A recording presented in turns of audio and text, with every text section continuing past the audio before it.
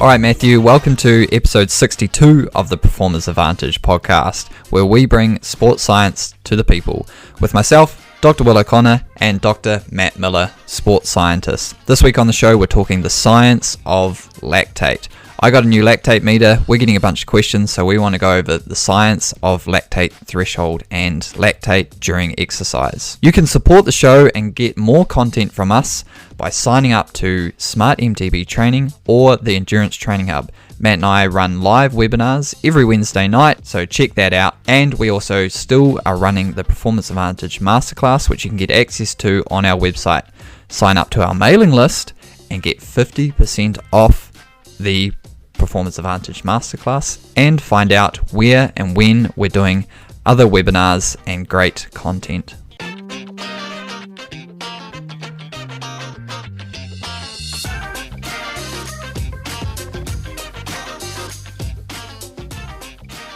All right, Matt, have you been up to much? Yeah, of course. Always doing something. This week, what I wanted to really do is I wanted to go out and test my performance on the mountain bike with flat pedals versus clip pedals. So, is this where you drove all the way out? Oh, yeah. Ruined your brake pads. Yeah. So, I was filming as I was climbing up the hill, talking to myself in the camera, and I had actually some great footage, B-roll, everything. And my brakes were just making a bit too much noise. And I'm always changing brake components, and sometimes I don't bed them in properly. Yeah, this common problem. Normally I have it sorted.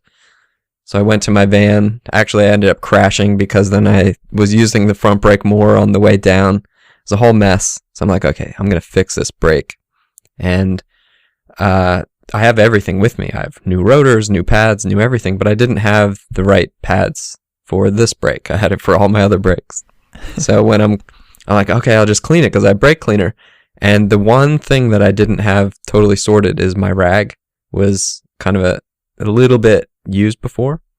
So when I was cleaning the rotor, I think what I did is I totally contaminated it. And then I went to bed it in and the brakes just didn't work. So I just had to go home, right? There's no other option. And then, it's been raining since. But I'm really interested to measure my braking, looking at the different pedals, because I don't ride with flat pedals much. But every time I do, they feel amazing going down hills. And they actually feel totally fine climbing. The only time they feel really bad is on flat, kind of traversy parts of the trail where I don't feel like I have as much control of the bike. But cornering, it feels really, really good. And with Brake Ace, we have this super deep dive analysis where we can look at where the apex is of your turn, of every turn for every person.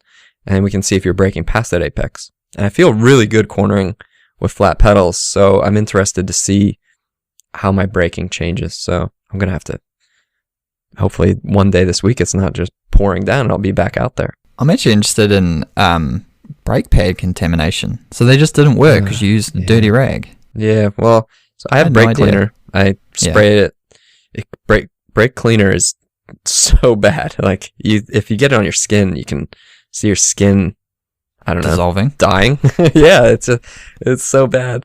But so I spray it onto a rag, and then I use the rag to then clean my brakes and take the pads out, clean those, and a lot of dirt comes off of the pads, especially. I must have just got a drip of bad stuff in there, spread it around. They're shot. They're going straight in the garbage. Oh man, yeah, that's a lot different than me running brake pads for about 3 years. Well, you remember when I put those new rotors on your bike, how you're like, wow, this is amazing. Game changer. Yeah, and we didn't even change your pads because your rotors were so worn. But the same ones are still on there. Yeah. Well, pro tip, if you want your brakes to work better, change your rotors. That's for all our listeners. Change your rotors as much as your pads, and maybe more, because once they start to smooth out, they just don't work very well. Makes sense. Kind of. We're always told that, change your pads. But I guess because it's cheaper. That's right. So what have you been up to? Well, training, trying to dial in this 24-hour race. But Matt, I bought a new lactate meter. And I was really overwhelmed by the amount of interest a lot of people had. And it's because it's one of those it's hard science, right? But it's also hard science to understand. Like, there's a lot of pseudoscience around lactate. Yeah. You know, I lactated out. You know, oh man, I got the build up of lactate. The reason I slowed down is because I had lactate in my legs. Oh, that burning sensation in my legs, that's lactate. You know, Can I tell you my favorite? Yeah, go. I went lactic. Oh. We shouldn't laugh because people are like, oh, am I not allowed saying that? Yeah. So I know, like, one of the things that really annoys me is when suddenly we see like a new scientist or a new coach come and they start bashing people for saying these things that we're talking about right now.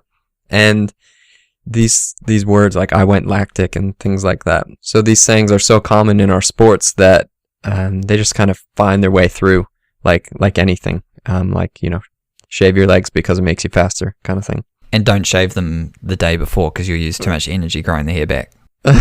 Yeah, those kind of things, like those wives' tales and those terminologies that we use, like everyone just adopts them.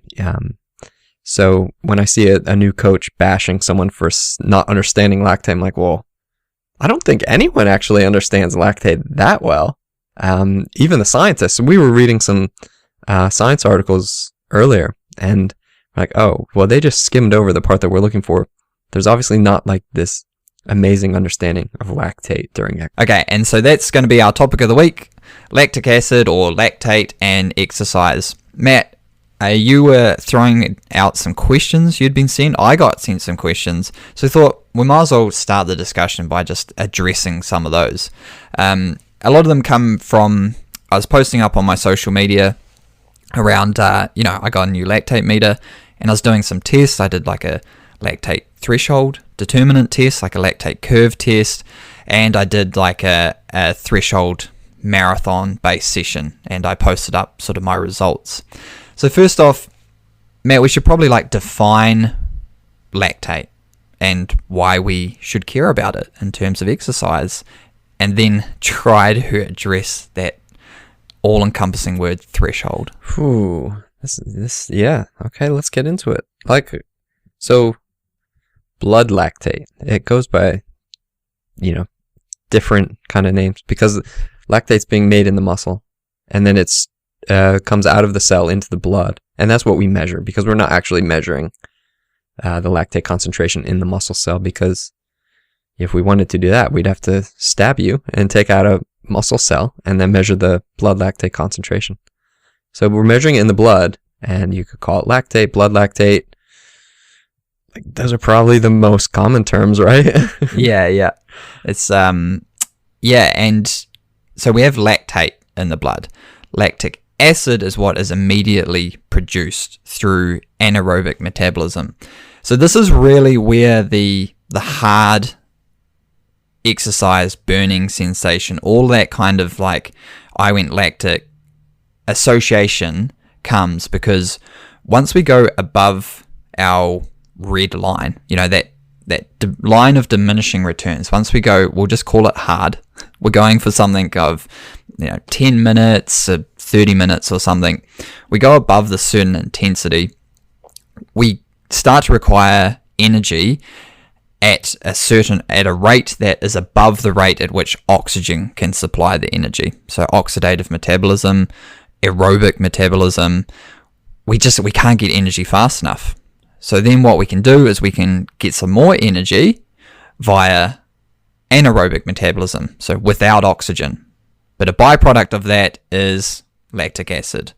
So it only occurs through glycolysis, which is the burning of sugar or glucose, and we produce lactic acid, but it immediately, I'm going to get a bit sciencey, Matt, disassociates the hydrogen ion. Ooh, yeah, but that's a bad thing. That's important to know. Well, that is the acidic part of it. Yeah. So anyway, we get these hydrogen ions, we get this lactate. Now, it's not lactic acid, it's called lactate, just acid-base chemistry there. And we need to get those two toxic products out of the cell, or we just need to get rid of them. So we'll get into sort of how you can get rid of lactate, but number one is just getting it out into the blood. And so we can then export it to the liver or some other cell within the body that can utilize it. We need to get rid of it, okay? It gets put into the blood. We take a small blood sample. We measure blood lactate. Boom. There it is. So we went hard.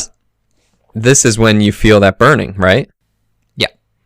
And you feel that burning in your muscles for a lot of different reasons. Obviously, like you're going really hard. There's that acidity, that increase in pH. There's a greater amount of muscle recruitment. There's a lot of issues going on. Like, it's not just lactic acid, and it's definitely not just lactate in the blood that is causing you to feel that burning sensation. But there is an association there.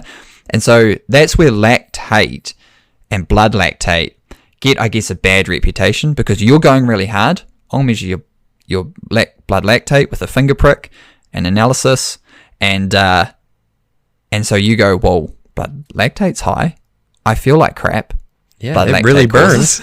Yeah. It has the word acid in it. Acid burns. Yeah. And what about fatty acids? And that's a brief science of how we end up with these ambiguous terminologies around going hard and being lactic.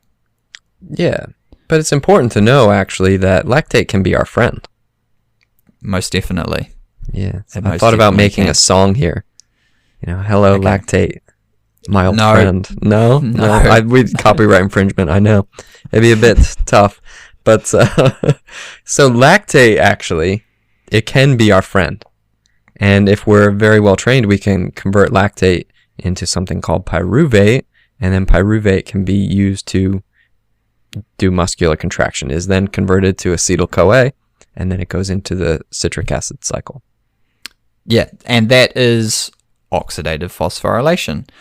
And, Matt, this becomes where being really aerobically trained and having the ability to recover is super important. But it also becomes super important to train at or above lactate threshold, because you need this ability to remove and buffer and metabolize lactate as a metabolite. So we're kind of like, that's the brief. That's the brief of where we're at.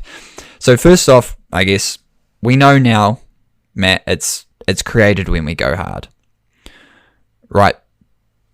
But how does it impact performance?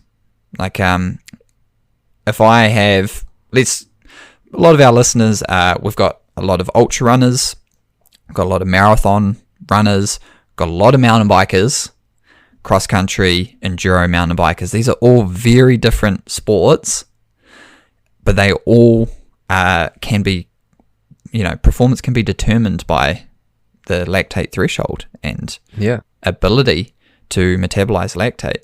So we should probably get into like how this is going to impact our performance across like a range of different, I don't necessarily want to say endurance sports, but just like in sports that last longer than a few minutes. Yeah, absolutely. I think the lactate threshold is one of the most important things that to determine the outcome of any sport that requires you to go hard for, like you said, more than a couple minutes. So Usain Bolt, he's probably not that interested in his lactate threshold because he just has to run one time for, 9.5 seconds or 9.7? I think it's 9.58. Okay. Yeah, that's pretty fast. So he doesn't care about lactate. He's producing a ton of it because he's doing such massive muscular contractions, and his lactate concentration is getting huge, but he's not really that concerned about what his lactate threshold is, the sustainable level. But anyone else, mountain bikers go hard, go easy, go hard, go easy. Marathon runners go steady.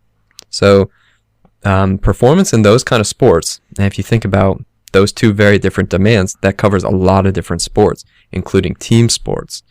But obviously team sports, there's usually a different goal. It's not just exercising. But you win by scoring a point, and you do the. Right? I know. I remember how team sports work. Yeah. Okay. You remember that? Okay. So, but really, so the ability to go hard multiple times or to go hard for a very long time is determinant on the level of your lactate threshold. So that's why it's so important. Yeah, that's right. So when we if we sort of work through some of the intensities to give you a base, the one way you initially figure out your lactate threshold is you can do a step test.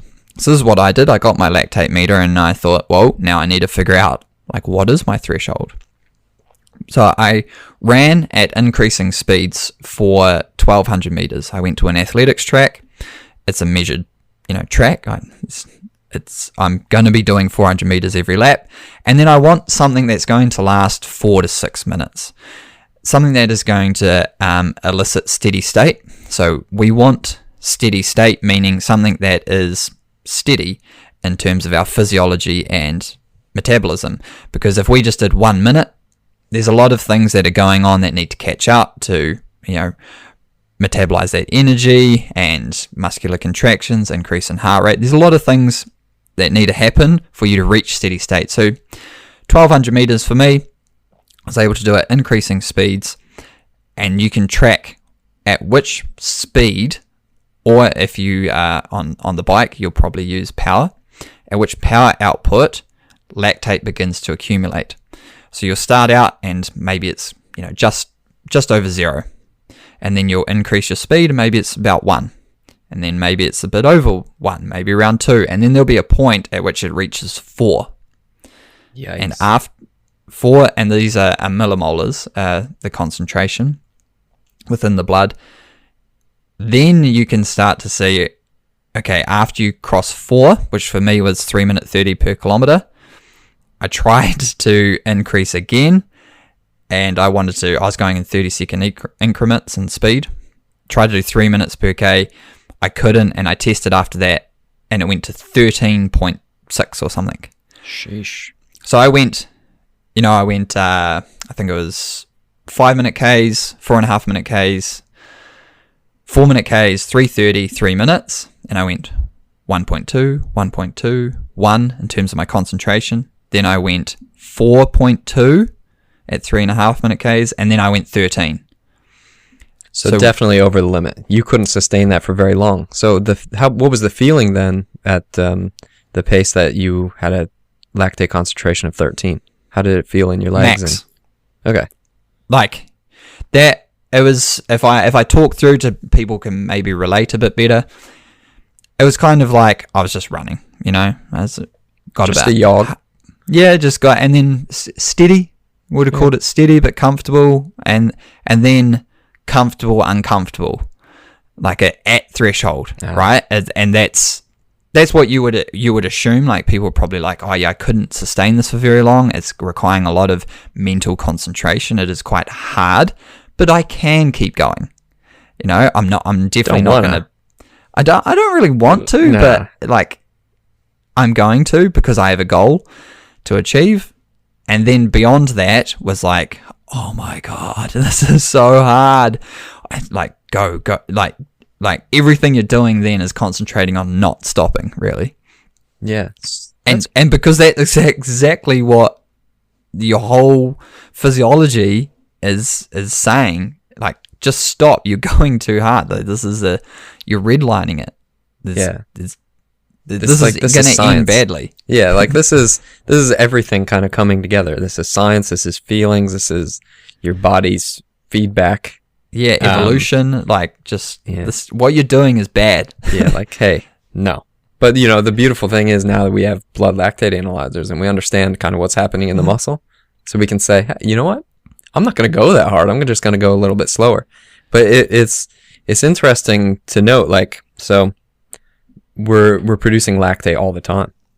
And this is, I think one of and this goes back to the energy systems. So we're using every energy system at any given time. They kind of exist on this continuum, and we're using one more than the other at different kind of intensities. So if we're just sitting there, your blood lactate concentration is 1 millimole per liter. You start walking, your blood lactate concentration is 1 millimole per liter. And for you, jogging at 5 minute Ks, you're probably at 1 millimole per liter. So you're producing it and clearing it really quickly. And that's the right. Really, really important thing. So we just need to get better at going faster, producing it still, obviously, because we're going faster, but then clearing it just as fast. And that's kind of the beauty in training for the kind of events that we're talking about. Yeah. So like that's the initial test you do. You can figure out also the rate of increase.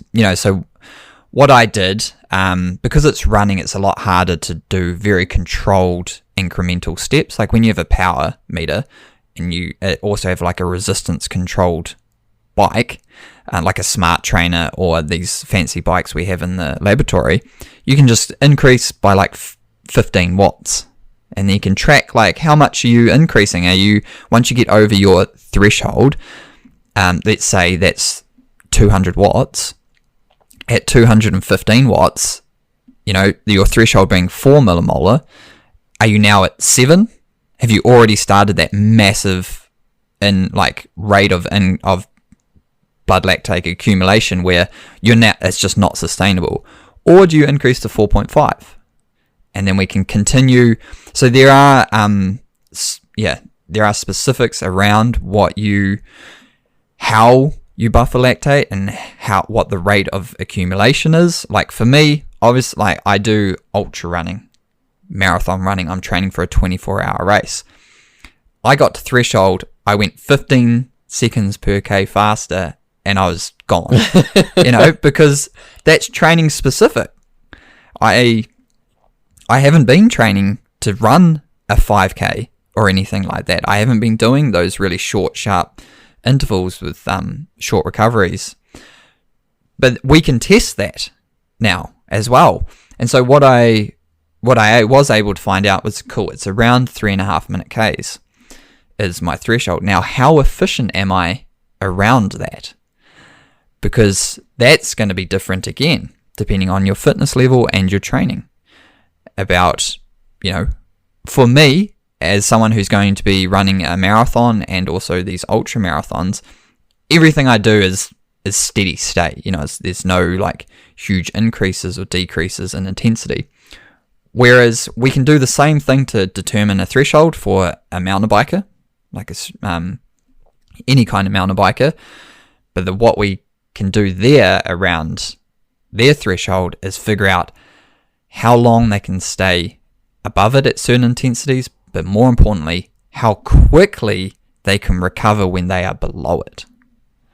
Ooh. Now we're getting like really in depth. That's like a crazy deep dive, but that's really, really important, isn't it? Yeah, that's right. Because if you go hard, if you're doing an enduro or a downhill, right? Or even a mountain cross-country race, you go hard at the start. Classic, right? You can't sustain that, right? You can't. And sometimes, like in a downhill race, you don't need to, because there's going to be a section of no pedaling, and it's just concentrated bike control and stability and all of that. So there's still a lot of work going on, but it's not hard, and you're not having to output power per se to get yourself forward. Gravity's taking care of that. So you want to be able to, because you've gone hard out the gate, you've gone from a standing start to as fast as you can, essentially, but you still might have 5 to 10 minutes of track left. Yeah. So now you need to recover, right? Yeah. And that's where it gets really, really important to be aerobically fit. So you go really hard, obviously you're going to generate a lot of lactate and get that acidity that you're going to feel. But if we have a chance to have a little bit of a break and we are able to switch to aerobic metabolism, because we're so well aerobically trained, then we're not going to be producing any more lactate. So that actually gives us a chance to, well, we will produce it, but not as much. So that gives us a chance to start to clear that lactate, which is really important because we're going to have to pedal again and continue. That's right, because the lactate, we went hard out the gate, right? So the lactate is there. It's in our system. We can't, it doesn't just disappear. Like, we need to metabolize it. Being super well trained and aerobically fit allows us to metabolize it actually within the muscle cell, convert it back into that acetyl-CoA Matt talked about, oxidative phosphorylation, essentially aerobic metabolism. Now we created energy, like from lactate. Like it's awesome. We also get more efficient at exporting it through the monocarboxylate transporters in the muscle cell. So now it's in the blood, but now it's getting to the cardiac tissue, it's getting to the liver, it's getting to the brain, it's being metabolized again. We're just super efficient beings. If we're aerobically trained, this is the part of, Matt and I's continuous saying of zone 2 or train easy, get fast, is that when you are super well aerobically trained, you have the capacity to, one, when you slow down, enter into like aerobic metabolism, and also that point at which you enter into aerobic metabolism is still really fast because your threshold is so high. So the misconception is that we need to go hard to get fast. And while that's not untrue, it just like... The truth is that we just need to get really good and really fast when we're going easy. That's even better. That's it. Yeah, because when we talk about this threshold, talk about me doing this stepwise test, I want to get to the point where, I was at 5 minute, 4.5, 4 minute Ks, all at 1 millimolar. Like you said, like I'm just working aerobically. There's nothing in particular in the metabolite side of things that is slowing me down there. That's going to be muscle damage and all that other kind of motivation, heat, that kind of stuff's going to slow me down. But metabolically, no issues. Then I get to 3.5 minute Ks. Now I'm having issues. Now I can't do that forever. I want to get there at 1 millimolar. If I do that, then I get to 315s, and I'm not at 13 anymore. I'm at 4. So then I get to 3s, and now I'm a much faster runner. And I can do that by just getting fitter aerobically, because I'm just pushing what we'd call pushing the curve out. That inflection point where I went from 4 to 13 within the space of 15 seconds per K, I want that to be as far to if we are looking at a graph. Yeah, this is where it was really handy when we were doing the Masterclass, because we actually had a graph on this same thing that you're talking about. And the webinars, right? Yeah. And so pushing it to the right.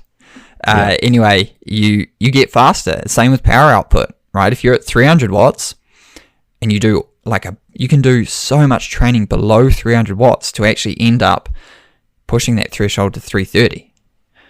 And that's why you see these professional athletes doing these big sessions out on the road, out in the trails, just riding or running for hours at end and doing these big volumes of training, although their race may be only, quote unquote, only 30 minutes, 10 minutes, 1 hour, but they might be training 15, 20 hours a week. Yeah, that's why, one of the reasons why I hate the term endurance training, because it gives this conception that, well, we only ride for 6 hours to train our endurance.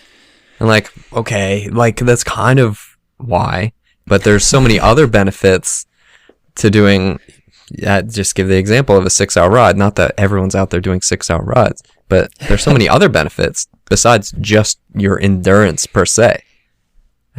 Because, what is endurance anyway? That's another topic. That's right. Yeah, that's another topic. But yeah, you're right. So what, you got a couple questions, and I thought they were really good points we could answer. Yeah. So what do we have there? One was, I know around the lactate meter. Why don't we all have them? And why don't we really understand more about this? Because there's a lot of background science that kind of goes into understanding that whole thing, right? Yeah, so the question was, how much does a sensor cost? And could someone evaluate the data for themselves, or do you need a PhD in sports science to know what to look for? So that's the question. And so I don't actually know how much they cost, because I've used the same one that you have, the Lactate Pro, and that's the one we used when I was at the uni in the States. That's one we used at our uni here. I'm pretty sure it's just what everyone uses. So how much was it? They're around $1,000. So the actual meter, you're going to be spending close to $1,000, right? Just to get the analytical tool. So as an initial outlay, because of the value of it, probably like not outrageous. It'll last forever.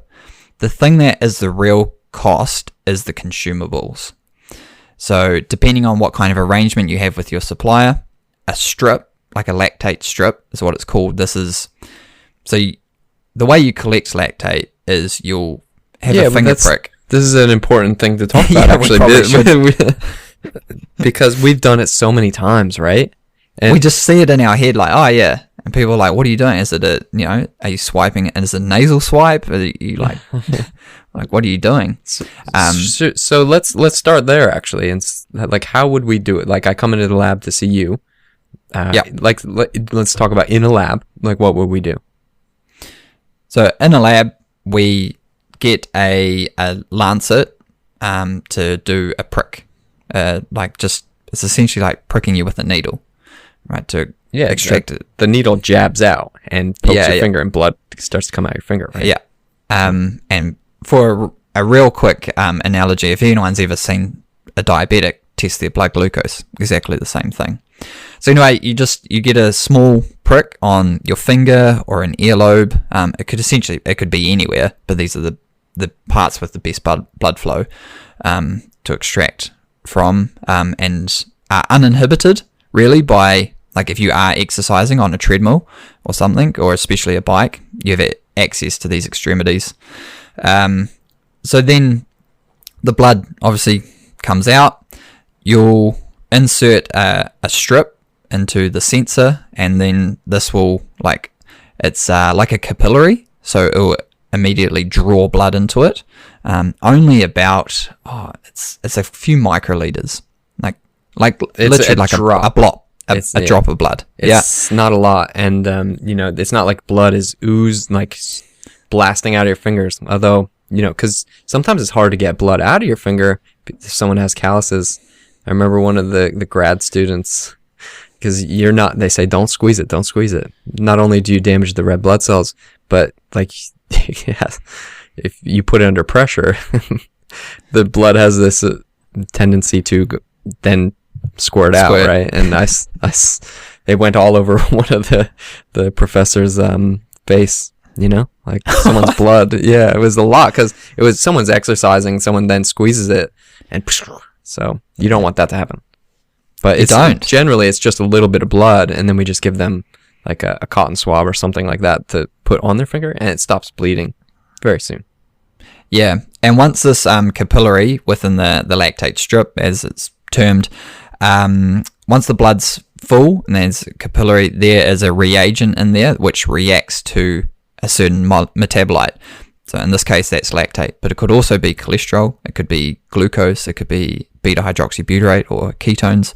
So I have a ketone meter as well, which doubles as I can test blood glucose in that as well. But anyway, there's a reagent there. That reaction from the reagent and lactate causes an electrical charge. Electrical charge is measured by the meter, the device, the handheld device, which is about the size, like slightly smaller than a cell phone. So old school cell phones. Yeah, it looks kind of like the Motorola Razr. You remember that one? Yeah. So it's like, yeah, the size of a Motorola Razr, and then you get that electrical charge is the strength of the charge is correlated with the strength of the reaction, which is correlated to the concentration, and voila.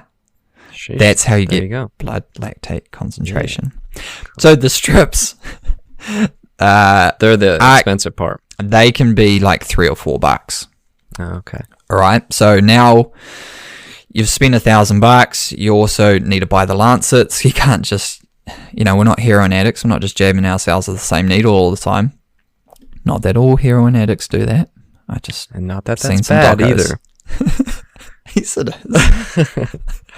So it starts to add up, because you actually have to take blood multiple times, because what you want to do is plot a curve. And you want to see when the concentration starts to build up and increase. And then you could have not done it quick enough, or not. The capillary might have got an air bubble in it, and you might need another one. So now all you did was want to take one measure at the start of your exercise just to test baseline, and and you've spent $8 Yeah. kind of thing. And so where you'd need a professional, or say like I have a relationship with a supplier now, I can get the consumables for cheaper. I'm buying large quantities, and you don't have to outlay the $1,000, but you can spend a couple $100 to get me to run the test, and you don't have to think about anything. So yes, you can do it yourself. No, you definitely don't need a PhD. There are plenty of books and everything out there to understand it.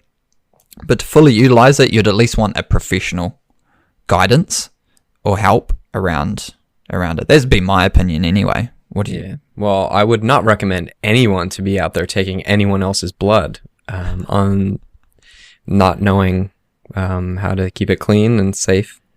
Because that's one of the things there's like, alcohol dangerous. swabs, there's toxic waste disposal, there's sharp spins. There's a lot of stuff around it. If you're just doing it on yourself, like there's your problem in your own time. Yeah.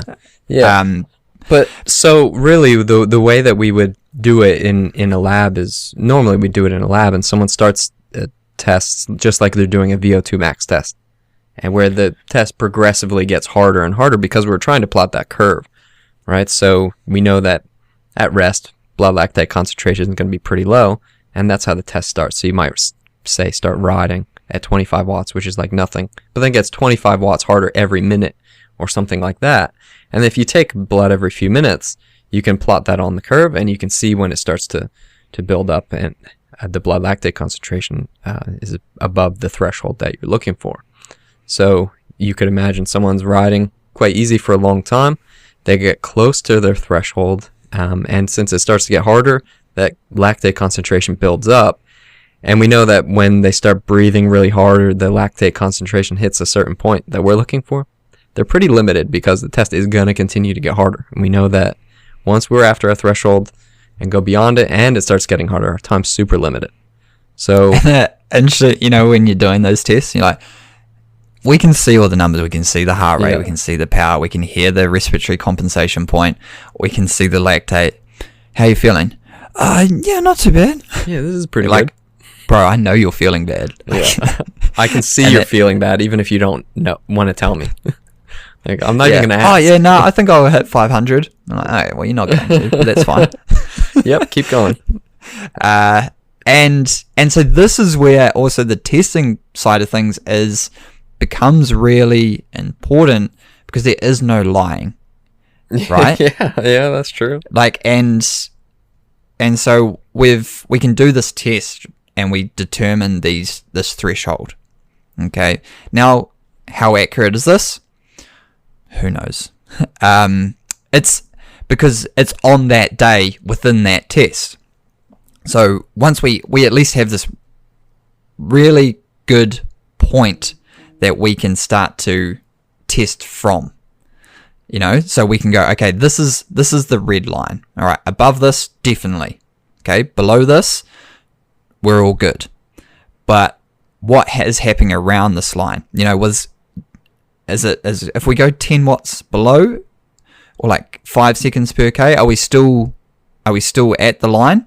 So we need to kind of figure that out. And now for me, or anyone who's doing like a steady state, pretty much running really, or even a time trialist and cycling, Ironman especially, these kind of ultra endurance events, is steady state, right? So what we need to do is figure out where along that threshold you start to accumulate lactate. So what I did was like, I'm going to be running a marathon, and I want to be slightly below that point of accumulation.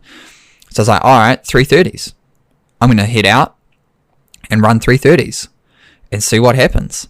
And I did that, and I was able to sustain 330s for half an hour with concentrations of 3.2 at halfway, so 5Ks, and then 3.9 at 10 kilometers. And I did a 2-hour run beforehand as a warm-up, as a pre-fatigue, because I want to get the best relationship with a marathon, which is going to take me around 2.5 hours, and to see what that looks like. Am I able to sustain 330s? Yes, I am. Great. So that is definitely right around my threshold. So now I can tailor my training better and my pacing strategies better to suit that threshold. But then, Matt, like, that doesn't have a lot of implications or relations to like an enduro or mountain biker, does it? No, not per se, but we do know that if we're trying to get more fit, which is what we're trying to do usually when we're training, right? We're trying to get more fit. Like, the threshold is a really good measurement to be able to tell, okay, did we get more fit? Yeah. So that's why we do it. Yeah. But I'm trying, like, now, like, my training is all like targeted around that sustaining a relatively what we'd call moderate concentration of lactate, just trying to hold it below that point of accumulation as fast as possible. But then when we have, when we're talking about like a downhiller or the cross-country mountain bikers who shoot out the gate, let's say we go, okay, we're doing the start. Boom, we do the start, it's 10-20 seconds, and then we'll just stop you and test. It's going to be, lactate's going to be 8 or 9, with peak. What would you say the peak is? We probably should reference that. Maybe 15. Anything above 10 definitely depends on like how well trained you are. Yeah, well, this is where it gets interesting, because sprinters can generally create more lactate, right? So if we tested like a track sprinter, they might get to 20 something for their blood lactate concentration. 26, I think I've seen testing. Oh wow, sprinter. really? Yeah, so we were testing like CrossFit athletes, and yeah, it was getting crazy high lactate. So the more anaerobically trained you are, the higher you can get that blood lactate concentration, because the muscular contractions that you're doing, you're pretty much just using glycolysis, right? Or ATP, and you PCR. Like the big people, they're not thin people, they're not lean, thin individuals. They have large amounts of glycolytic fibers, type 2 muscle, fast twitch muscle fibers. So they have more. They just have more muscle fibers to create more lactate. So they are going to peak out at greater concentrations than runners and cyclists and mountain bikers. Yes, but an endurance athlete is still going to generate a ton of lactate from going hard. And what we really need to do then is to start to bring back the concentrations down, because we know that it's associated with the acidity, and if the muscle environment gets too acidic, we're going to have to slow down, right? So we want to be able to clear all that lactate, use bicarbonate to expel the buildup of hydrogen ions, and get that lactate to that sustainable level, go hard again, repeat. Yeah, that's right. So we can test you after the sprint, and for Matt's love of pacing, especially in mountain biking, we can test that. We can say, hey, look, okay, you've definitely gone hundy out the gate. Okay, we tested that. Now I want you to do that same thing, but I'm also now you've got the descent, the technical descent, all right, and you think you're not working because you're going downhill. We can test again, and we might have athlete A and athlete B. Athlete A loves the endurance stuff. Zone 1, Zone 2. Was that athlete A or B? I forgot what I said. A. Yeah. B goes hard with the crew. Yeah. Right? Not Steve, very well aerobically it's like trained. Steve that we talked about in our from the designing previous training episode. Yep. Steve's just, he's that dude, man. He's hundy. This is pre our training plan that we wrote for him. Right. Yeah. And he does his descent. 1, boom, back down at 3, sub threshold. Amazing. Ready to go hard again. Well done, athlete A. Steve, bro, you're still at 8. Yeah. You're in trouble at the next uphill, aren't you? Yeah. But at this stage, they can still be toe to toe, neck and neck. Yep. But we keep going, and Steve's just like, mate, you're gonna hit this next hill or this next pedal section. Boom, you're back up around 10. Now you've got another one, and that burning sensation, that acidity, that muscular fatigue or contractile dysfunction. There's that feedback loop, that feeling of like, I need to slow down, please stop. And that's what happens, right? Steve is eventually going to have to slow down. But the important thing to note is that Steve doesn't feel that much different from the start. Steve is just going as hard as Steve can, right? And whereas the person that paced properly is probably held back a little bit at the start, and now it's starting to catch up with them as they're going.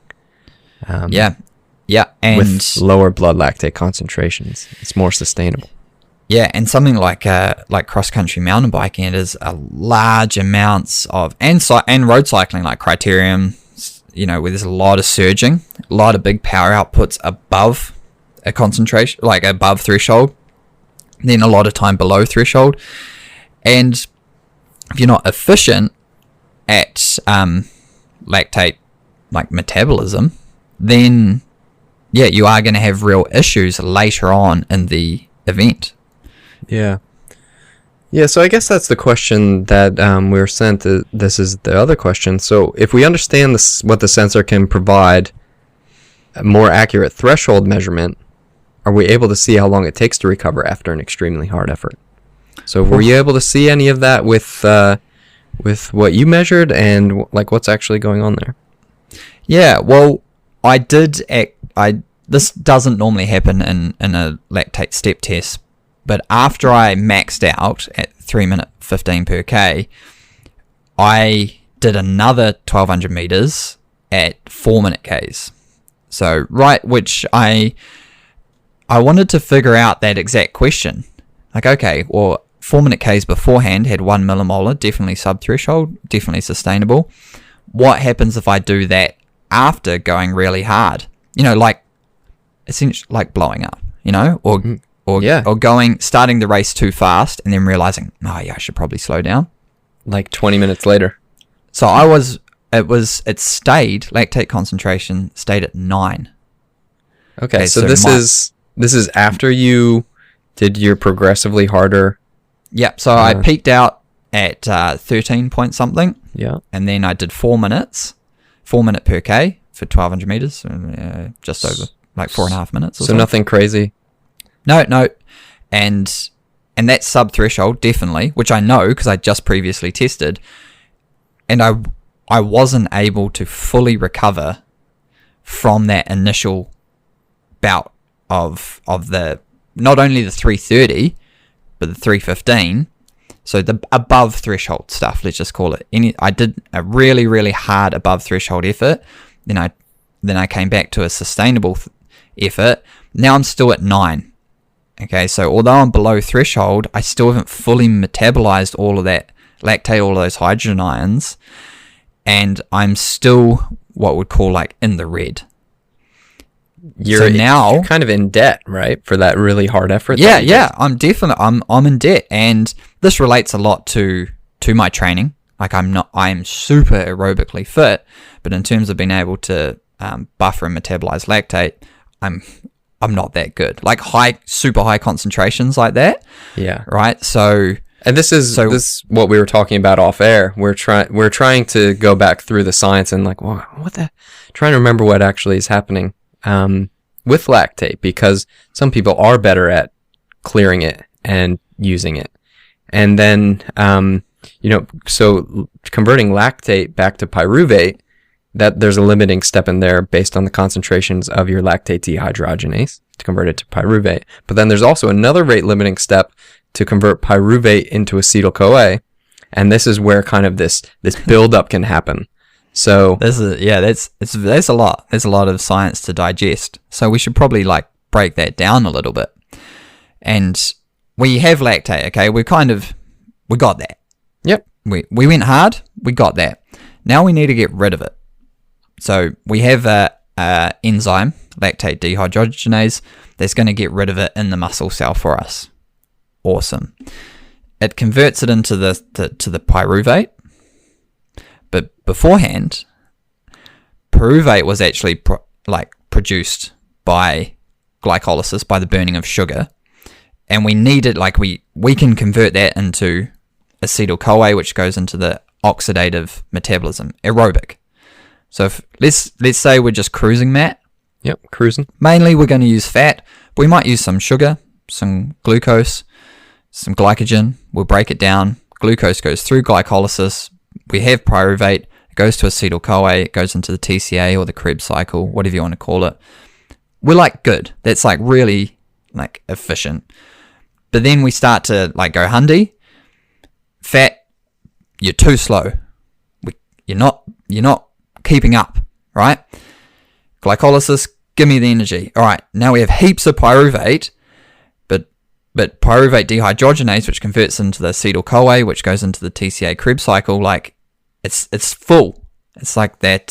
It's like the checkout person when you're at the supermarket and you just keep loading stuff up. Yeah, like a traffic jam.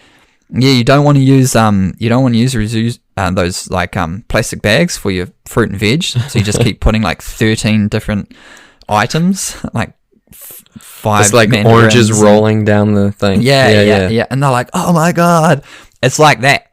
And so what your metabolic system does is goes, all right, forget trying to make it efficiently with oxygen. I'm just going to throw everything in one bag. And I'm going to put the bread at the bottom, the eggs in the middle, and then the mandarins on top. And that is production of lactate. And once that happens, because there's a bottleneck there. Again, like now we stop exercising, or at least slow down.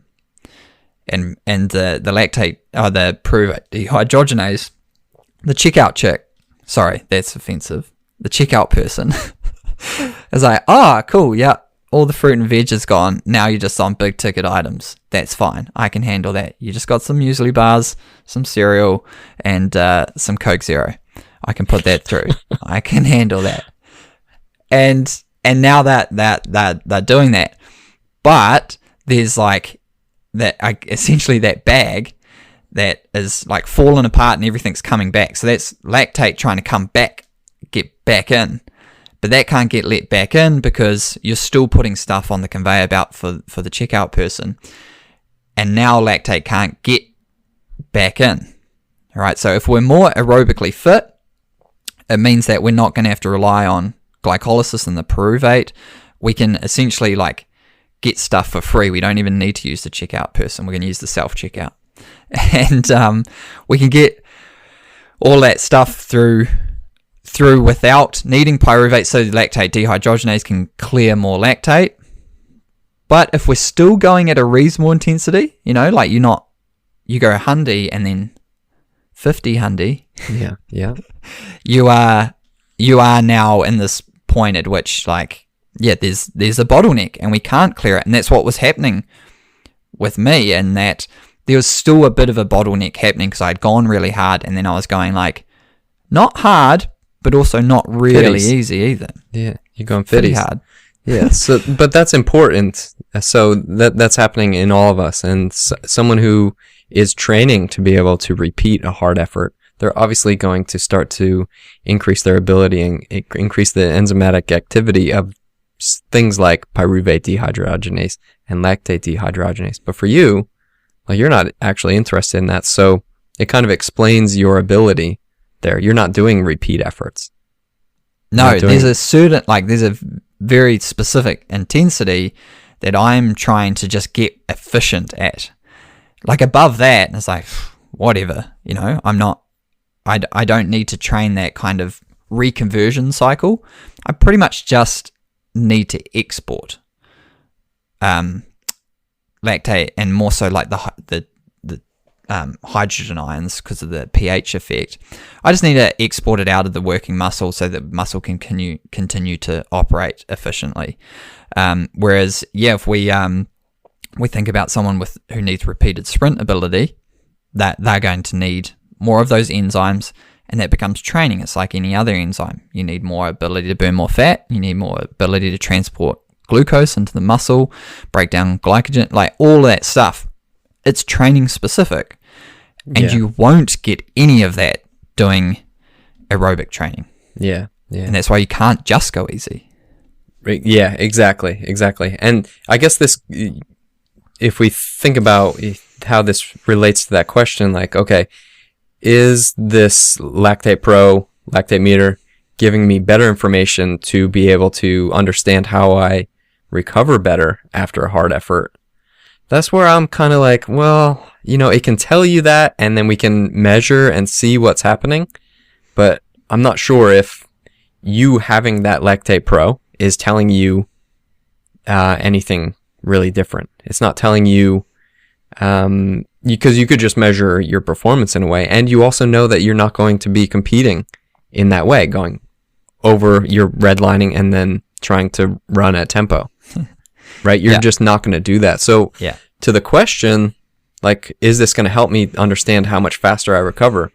Like, yeah, but you have to keep testing this over and over and over. It's a tool in the toolbox, right? Yeah. It's one of those things where you're probably better off seeing the professional after a month of a training intervention. Like, okay, I'm going to go see Matt up at the lab because I have this downhill event coming up. I've been doing base training. Let's see how good my repeat sprint ability is.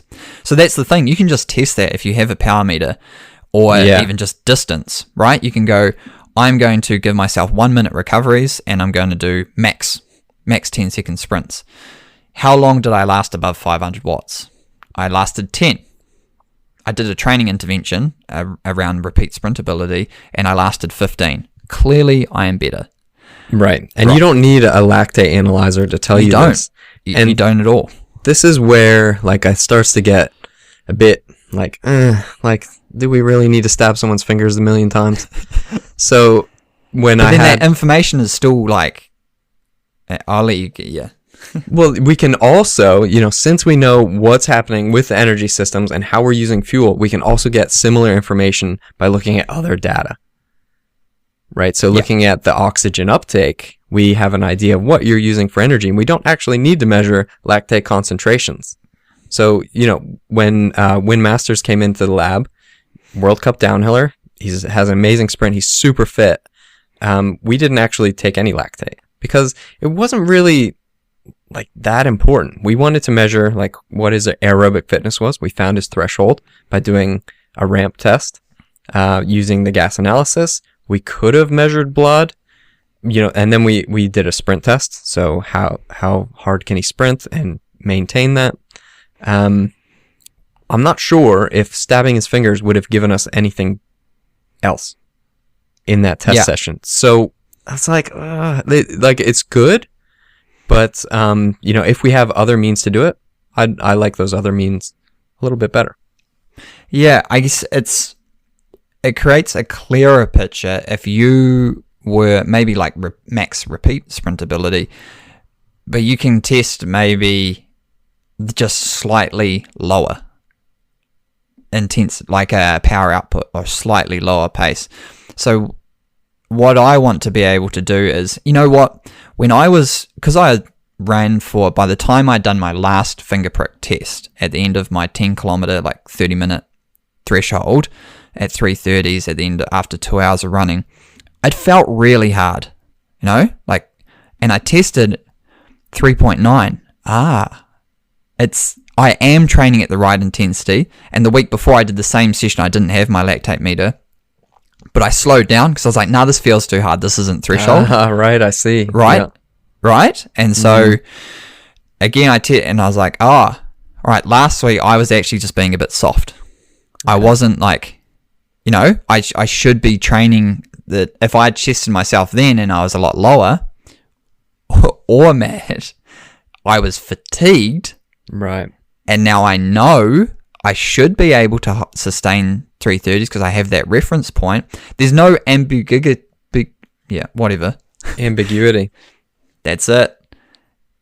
There's no guesswork around some of this stuff when you go, how, because at that stage, what is heart rate? Was it really hot? Did you drink enough beforehand? Did you have caffeine? Did you have a caffeine gel? Was it 180 or 185? Like, you're going hard. You're within your threshold. So it could be a plus or minus 5 beat range, I can't reliably look at that and go, oh yeah, I was going as hard as I was last time. But otherwise I'm just asking myself, yeah, I went hard the week before I did that session, I went hard this week and I'm 10 seconds per K faster. Oh shit. Was I faster, or was I just trying harder? Or was I not trying hard enough? Yeah. Yeah. So that kind of leads on to our other question that we got. So the question was, what day-to-day factors might change the measurements that we see, and how can we use those as indicators? So do you think if you went and did that test another time that you'd see something different? Is it going to change anything you would do besides, potentially finding a better idea of your threshold? Yeah. Sorry, what was your question? What did you say? My question was actually different now that I think. That's so confusing. So there's just so many questions, I guess. So what are the day-to-day factors then? That was the actual question. Yeah, right. Fatigue and diet. Oh, right. Right. So fatigue is if you are super aerobically trained, but you've done a 6-hour ride or walk or run in zone 1 or 2 every day for 7 days, like a whole week, right? You're fatigued, and you're fatigued your aerobic muscle fibers. So now when I tell you to go and do some 2-minute effort, you're fatigued. You just can't do what you normally would. So you'll produce the lactate for sure, because you're still recruiting really inefficient anaerobic muscle fibers, but you also don't have the contractile capacity to put out a speed or whatever output that you did if I'd rested you for a week. Right, so now I may get an improper determination of your threshold. Be like, oh man, it's 200 watts. And then maybe I set your training zones off of that, and you find them way too easy. So fatigue, for sure, is going to affect it. Now, diet, if you are low carb, you keto, you paleo, whatever you want to call it, you carnivore. Vegan? Oh, it's different. If you just eat, you're a fruitarian and you just pretty much eat fruit sugars, there's gonna be a different reliance on glycolysis there. There's going to be a different capacity for fat oxidation. So there's things pretty much if you just eliminate carbs, you don't have the glycogen available to operate at anaerobically, because you don't have the sugars available, right? So the peaks, threshold probably wouldn't really change. Ability to maintain threshold would change. Ability to operate well above threshold is definitely diminished through a low carbohydrate diet, because you don't have the precursor, you don't have the glucose to make the lactate. That's just simple chemistry, really. You don't have the product. You don't put any petrol in the car. You can't go anywhere. You don't have a hybrid. Wouldn't it be great if we were? Yeah. Well, I mean, no, I'm not going to get into it. But diet and then fatigue can be the factors that are really going to affect lactate concentration as we can measure it. Yeah. Cool. It's